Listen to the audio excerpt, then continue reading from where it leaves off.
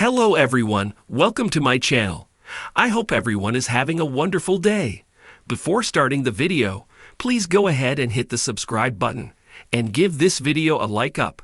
Demi Adams, now known in the wrestling world as Rhea Ripley, is an Australian professional grappler. As of August 2024, Ripley is signed with the WWE and competes for the Raw brand.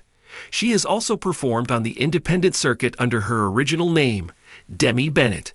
Her career included stints with various independent promotions such as Newcastle Pro Wrestling, Riot City Wrestling, RCW, New Horizons Pro Wrestling, NHPW, Melbourne Championship Wrestling, MCW, Rock and Roll Wrestling, Rhea Women's Pro Wrestling, Outback Championship Wrestling, OCW, the Australasian Wrestling Federation, AWF, and the Prairie Wrestling Alliance, PWA. Ripley gained immense popularity by becoming the inaugural NXT UK Women's Champion, and later solidified her status as one of WWE's most distinguished female athletes by clinching other prominent titles, including the WWE SmackDown Women's Championship, WWE Raw Women's Championship, NXT Women's Championship, Women's World Championship, and the WWE Women's Tag Team Championship alongside Nikki Cross. The 27-year-old Australian powerhouse has established a presence not just in the ring, but also within the realm of video gaming. She first appeared as a playable character in WWE 2K20, and has since featured in several subsequent iterations, including WWE 2K Battlegrounds, WWE 2K22, and WWE 2K23. She has also achieved the honor of appearing on the deluxe cover of the WWE 2K24 video game alongside Bianca Belair. Furthermore, she will soon be available as an unlockable character in Call of Duty: Modern Warfare II. According to Essentially Sports, Rhea Ripley resides in a lavish villa in Orlando, Florida, United States alongside her husband, Buddy Matthews, born Matthew Adams. The couple has been living there for quite some time prior to their marriage in June 2024. The house stood on the edge of the world, or so it seemed. A cliffside fortress, dark stone rising from the mist like the bones of the earth itself, poised over an endless sea. It was known simply as Rhea Ripley House. There were rumors, of course. Whispers carried through the local villages at the bottom of the hills. Some said the house wasn't built, but summoned. Others claimed it only appeared to those with something to prove. There were stories of storms breaking against it like waves against steel, of the night air vibrating with the sound of metal and screams. But no one ever spoke of what happened inside. To understand the house, you had to understand her, Rhea Ripley, its mistress. Once a mortal, they said, flesh and blood, raised among noise and neon, tattoos and rebellion. A gladiator in a squared circle, feared and admired in equal measure. She didn't just fight, she dominated. Her power was not borrowed, it was carved, day by day, from defiance and grit. But something happened, something between matches, a breaking point, a calling. She disappeared from the world for a time, until the house appeared, and with it, a new Rhea. The doors to Rhea Ripley House opened only at dusk. They groaned like ancient wood resisting time itself. Through them came the chill of forgotten realms, the echo of battles not yet fought, and the scent of smoke and iron, not in the way of heartbeat and breath, but in tension. The walls flexed like muscle, rippling with murals of past conquests. Her boots echoed across marble floors, etched with sigils of war and willpower.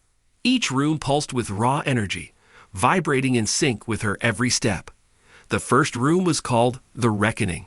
Here, mirrors lined the walls, each one cracked, each one speaking in reflections that weren't quite yours. Anyone who dared enter was faced with their darkest selves. Weakness, doubt, fear, a test.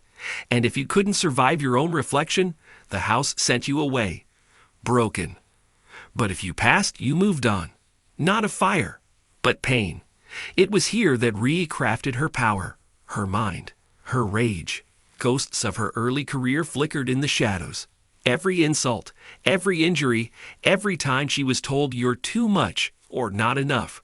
The anvil in the center glowed, It bore the name May, freshly seared into its surface each night, like a promise.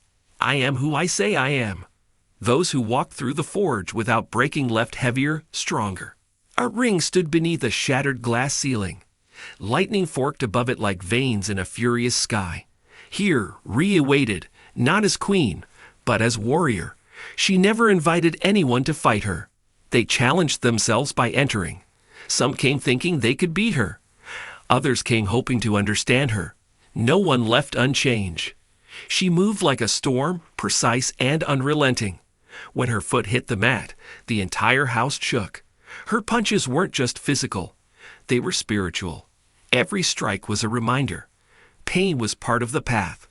But the house wasn't only fury. In its deepest wing was a quiet chamber called the memory room. Here, relics were kept. Not trophies, but moments. A child's pair of boots, her first gear. A photo, sun-faded, of her and her family backstage. A leather jacket she wore before the world knew her name. Scraps of song lyrics she once scrawled on hotel notepads. Half a broken chair from a match in 2019.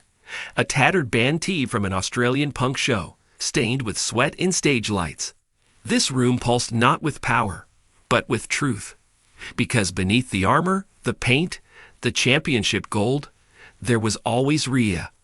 When she laughed, thunder rolled. When she cried, the wind screamed through the rafters. When she trained, the walls groaned with approval. She didn't own the house. She was the house. A cathedral of pain and purpose. A sanctuary for those who defied the world and refused to shrink. Young, frightened, but burning. She had heard the stories. She'd watched from afar. The world had told her she wasn't built for greatness. Too loud, too different, too much. She reached the steps with scraped knees and shaking hands. Inside, she faced her fear in the mirrors. It screamed, but she didn't look away. She walked through the fire in the forge. It blistered her soul, but she didn't run. She entered the arena and found Rhea waiting. Not against Rhea, but with her.